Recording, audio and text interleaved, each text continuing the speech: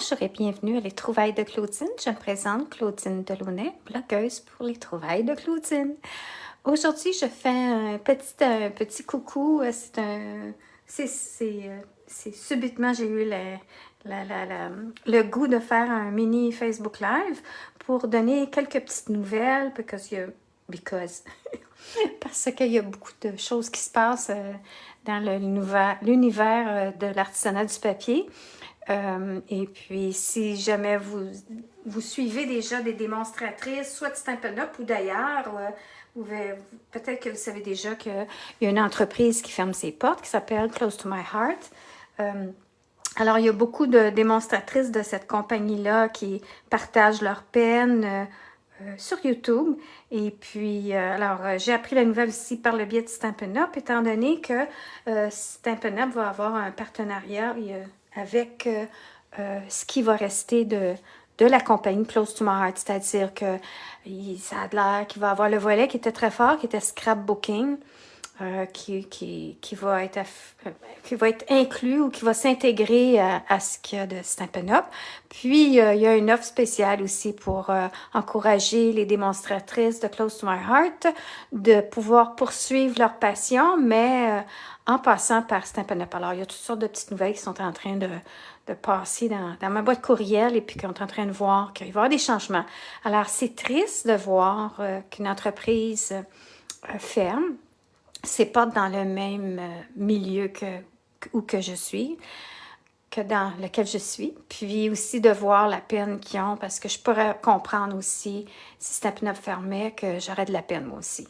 Que je sois démonstratrice ou plus démonstratrice, j'aurais de la peine pareil, parce que j'ai appris beaucoup par le biais de cette entreprise-là.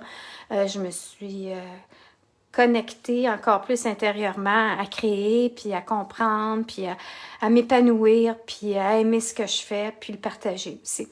Alors, la première chose, c'est ça que je voulais dire. Ensuite, avec cette nouvelle-là, ça m'a fait réfléchir, puis ça m'a fait penser à...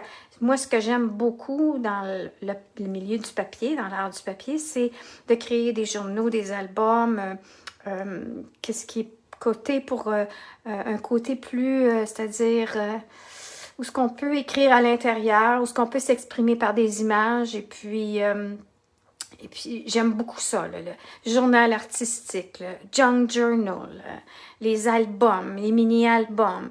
Alors, tout ce qui est dans ce milieu-là, j'adore tout ce qui est de ce milieu-là. C'est pas un milieu, là, Claudine, mais en tout cas, dans cette branche-là. Alors, la carterie, j'aime beaucoup, mais à un moment donné, j'ai trop d'inventaire de carterie. Alors, je me suis calmée à réaliser, à m'empêcher d'en faire autant, puis le transmettre plutôt dans la catégorie de faire justement dans les journaux et tout ça, intégrer mes techniques et puis les petites œuvres que je réalise, de les intégrer dans ça. Alors, il y a ça. Alors, j'ai fait un cheminement dans les dernières 24 heures à réfléchir, dire, sais-tu quoi? Quand on parle de scrapbooking, on parle d'un journal de vie. Quand on parle de scrapbooking, souvent on pense que c'est bon, des images, quelques petites lignes, du collage et tout. Et puis là, je suis jasée avec une amie aujourd'hui, puis Jeannette Bertrand, elle a fait durant les années 2020, l'année 2020, c'est-à-dire la COVID, elle a lancé un défi, puis en même temps des capsules pour apprendre à écrire sa vie. Puis, fait que là, j'ai comme ruminé tout ça, puis je me suis dit, tu sais, dans le fin fond, moi, ce que je trouve comme d'un mini-album ou d'un journal ou d'un livre qu'on pourrait réaliser en glissant des images, eh bien, on écrit aussi. Puis, je sais qu'il peut y avoir les journaux personnels que je fais même en ce moment. J'ai repris d'écrire à tous les jours, soit des choses positives, de remercier la vie et tout. Mais là, je me suis dit, tiens, tu sais, j'ai tellement une tonne de photos dans mon téléphone, puis j'ai tellement une tonne de photos de pris depuis bien des années qui n'ont même pas été classées dans des albums. Puis à chaque année, je me dis, OK, cette année, c'est l'année. J'ai même pas encore fait mon album de mariage. Les photos sont imprimées, puis j'ai même pas encore conçu. J'ai commencé à faire la base, mais en tout cas, j'ai un petit peu avancé, puis c'est tout. Alors, là, je me suis dit, bon, là, cet été, c'est le temps, je sors toutes mes photos, puis parallèle à faire mon album de mariage, je vais commencer à faire mon album de vie. Puis ce que je trouve, c'est qu'un album de vie, c'est d'intégrer ta vie, reprendre les vieux albums qui traînent sûrement dans les fonds de garde-robe ou dans des boîtes entreposées à quelque part, de ressortir tout ça, puis commencer. Puis là, ben, en écoutant un peu les capsules de Jeannette Bertrand, d'écrire sa vie, je me suis dit, si on veut préserver ses souvenirs et les conserver pour les retransmettre à plus tard, à nos amis, à notre famille, à la relève, avoir de quoi de concret qui reste là, puis que quelqu'un peut prendre ça, puis voir à ça et regarder. Puis aussi, je sais que c'est bon pour nous aussi, quand on crée quelque chose comme ça, de retourner plus tard et de les revoir et de lire. C'est pas thématique, c'est pas ça que je voulais dire, c'est thérapeutique.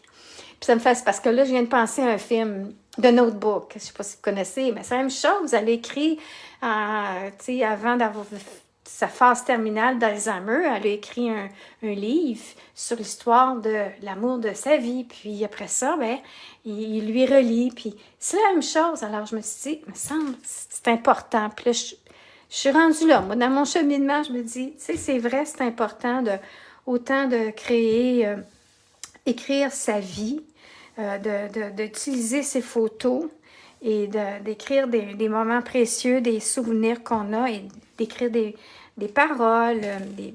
En même temps, ça nous fait du bien au cœur. Puis, c'est ça. Alors, je suis rendue là avec tout ce qui s'est passé avec Close to My Heart et puis le côté scrapbooking et tout, puis les journaux. Alors, c'est ce que je voulais partager avec vous aujourd'hui. Puis, en même temps, ben là, pour finir, je voulais dire, j'avais trouvé ces petits albums-là au magasin du dollar, mais là, présentement, je suis en Floride et puis c'est Dollar Tree, mais au magasin du dollar au Québec, il y en a toutes sortes de petits carnets. Puis je voulais juste montrer l'exemple, c'est que ça, c'est un ensemble de 2 morceaux qui étaient dans ça, là. Puis là, c'était un plus grand journal, un cahier, puis un plus petit cahier. Puis là, j'ai décidé de les coller ensemble parce que finalement, quand j'ai développé le tout, le carnet, qui était tous des petits arcs-en-ciel, il est attaché. Fait que là, il est attaché. Je me dis, bon, OK, ben, je vais le cacher, les taches avec du papier à motif, en tout cas. Puis là, en même temps, je me dis, tiens, je vais le coller, puis ça va faire partie de mon premier album que je vais pouvoir peut-être comme écrire dans le mini-album et rajouter puis mettre mes photos dans cet album-là. Alors ça, c'est juste une idée comme ça en partant. Mais moi, c'est sûr que je vais concevoir aussi des albums et puis dont un que je vais donner en cours en atelier à mes élèves à Saint-André d'Avelin. Et puis, ça va être avec le chipboard, le papier cartonné, quelque chose de solide. Puis que, c'est ça. Puis je me dis, bon, ça peut être plusieurs cahiers qu'on fait quand on écrit notre vie. Hein. Ça peut être le stage comme Jeannette Bertrand suggère, c'est que tu commences avec tes parents. Alors, tu fais un mini-album et puis là, tu crées, tu conserves, tu fouilles dans tes photos, puis elle suggère, tu payes à ta famille, tu parles à ta famille pour te rappeler de certaines choses ou de faits. Et puis là, ben, tu écris. Ça peut être quelque chose que tu peux partager ensuite. Comme elle a dit, ça dépend aussi si tu veux vraiment y aller du fond de toi-même puis écrire des choses que peut-être tu ne voudrais pas que d'autres personnes lisent. Mais moi, j'y vais dans le sens vraiment que c'est pour partager. Alors, puis là, c'est ça. J'ai dit, mais ça peut être les photos, puis ça peut être l'écriture, puis...